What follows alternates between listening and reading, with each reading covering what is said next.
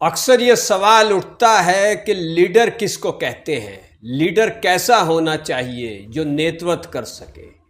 मुझे यहाँ पर भारत रत्न और संविधान लिखने वाले बाबा साहब डॉक्टर भीमराव अंबेडकर जी का एक किस्सा याद आता है। आपने भी सुना होगा, मैं कोई नई बात नहीं कर रहा हूँ, लेकिन मैं फिर भी इस किस्से को जब भी सुनता हूँ बहुत अच्छा लगता है और पता लगता है कि लीडर किसको कहते हैं।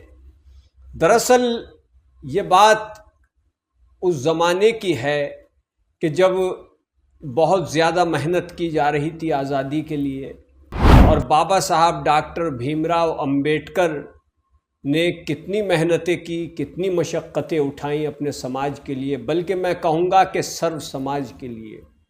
क्योंकि उन्होंने जो संविधान लिखा और संविधान में जो जो प्रावधान किए गए, गरीब का ध्यान रखा गया, मजलूमों का ध्यान रखा गया, सबको बराबरी का हक दिया गया, किसी के साथ भी नाइंसाफ़ी नहीं होनी चाहिए, ये बाबा साहब डॉक्टर भीमराव अंबेडकर ने संविधान में लिखा, प्रावधान किए। तो बहरहाल बाबा भीमराव अंबेडकर का इंटरव्यू लेने के लिए विदेशों से कुछ पत्रकार आए। दरअसल वो आए तो थे भारत के सभी जो बड़े शीर्ष नेता हैं उनका इंटरव्यू करने के लिए। तो उन्होंने कई बड़े नेताओं से वक्त मांगा। किसी ने रात के 9 बजे का वक्त दिया, किसी ने 10 बजे का वक्त दिया। बाबा साहब से भी उन्होंने बात की, बाबा साहब डॉक्टर भीमराव अंबेडकर से। तो वो जब उन नेताओं के पास पहुँचे कि जिन्होंने उनको 9 बजे 10 बजे का वक्त दिया था, तो मालूम हुआ कि वो नेता सो रहे हैं। उसके बाद वो बाबा साहब डॉक्टर भीमराव अंबेडकर जी से मिलने के लिए, इंटरव्यू करने के लिए पहुँचे। तो रात काफ़ी हो चुकी थी और बाबा भीमराव अंबेडकर उस वक्त भी जाग रहे थे और बल्कि कुछ लिख रहे थे, कुछ काम कर रहे थे।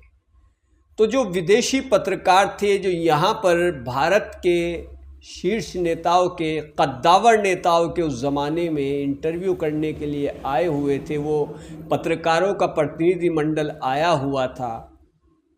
उसको देख कर के हैरानी हुई कि बाकी जो नेता हैं वो तो सो रहे हैं और बाबा साहब डॉक्टर भीमराव अंबेडकर इतनी रात को भी जाग रहे हैं।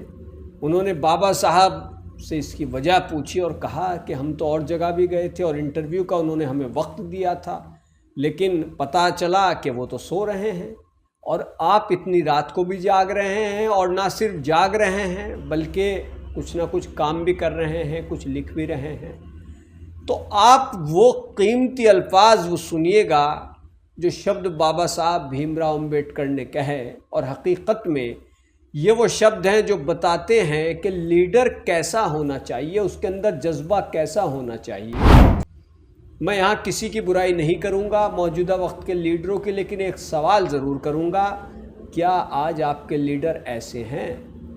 तो बाबा साहब डॉक्टर भीमराव अंबेडकर से जब उन पत्रकारों ने पूछा, विदेशी पत्रकारों ने जो यहाँ पर शीर्ष नेताओं के इंटरव्यू करने के लिए उस ज़माने में आए थे, उन्होंने कहा हम दूसरी जगह गए, टाइम भी दिया गया था, टाइम पे पहुँचे भी तो पता लगा वो नेता सो रहे हैं, लेकिन आपके पास आए, रात इतनी हो चुकी, आप जाग रहे हैं और जाग ही नहीं रहे बल्कि कुछ वर्क कर रहे हैं, आखिर आप भी सो सकते थे। तो बाबा साहब डॉक्टर भीमराव अंबेडकर जी ने जवाब दिया कि जिन नेताओं के पास आप गए थे उनकी कौम, उनका समाज जागा हुआ है इसलिए वो सो रहे हैं। मेरा समाज सोया हुआ है, मेरी कौम सोई हुई है, इसलिए मुझे जागना पड़ रहा है। अगर मेरा समाज सोया हुआ है और मैं भी सो जाऊंगा तो फिर मैं अपने समाज के लिए कुछ भलाई का काम, कुछ कल्याणकारी काम, कुछ अच्छा काम कैसे कर पाऊंगा?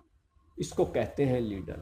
मैं जब भी इस किस्से को पढ़ता हूँ, मैंने कई बार पढ़ा है, हालांकि शायद आपको बताने में कुछ भूल चूक भी हो सकती है, लेकिन जो मैंने किस्सा ये कई बार पढ़ा और जो मैं आपको बता रहा हूँ, हकीकत में यह किस्सा प्रेरणा देता है। ये बताता है कि लीडर कैसा होना चाहिए। सवाल ये भी है कि क्या आज हमारे पास ऐसे लीडर हैं? किसी समुदाय, किसी समाज की बात नहीं कर रहा हूँ, मैं सभी की बात कर रहा हूँ कि ऐसे लीडर, बात तो आज बहुत बड़ी बड़ी होती है कि हम अपने इस समाज के लिए काम कर रहे हैं, हम इसको बदहाली से निजात दिला देंगे, हम ये कर देंगे, हम वो कर देंगे। चुनावी वक्त में आते भी हैं नेता। मैं ये नहीं कहता कि अच्छे नेता आज नहीं हैं, बहुत अच्छे नेता भी हैं, लेकिन वो जज्बा जो बाबा साहब भीमराव अम्बेडकर की इस बात में कि मेरा समाज सोया हुआ है, अगर मैं भी सो जाऊंगा फिर क्या होगा, क्या कर पाऊंगा, फिर तो कुछ भी नहीं कर सकता। बहरहाल कीजिए आप मानव जगत लाइव को सब्सक्राइब, वीडियो को शेयर कीजिए, कमेंट कीजिए। आपका अपना चैनल। धन्यवाद।